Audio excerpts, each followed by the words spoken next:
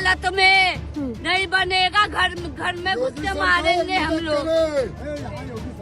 ठीक है, ठीक है, नंदी कीड़ा क्यों बोला हमें? नाली का कीड़ा बोला आप लोग? हाँ, ठीक है। देखिए यहाँ पर ये लोग जो है वो काफी गुस्से में हैं। आप देखिए वो वाला जो मंदिर है, उसी मंदिर के ऊपर बुलडोजर चलाया गया। मैं आपको बता दूं यहाँ पर अवैध तरीके से निर्माण किया जा रहा था और आज जो है एमसीडी ने यहाँ पर बुलडोजर चला दिया। आप देख सकते हैं किस तरीके से यहाँ पर जो है वो बुलडोजर चलाया गया है और ये तमाम लोगों की भीड़ जो है यहाँ पर काफी ज्यादा गुस्साई हुई है।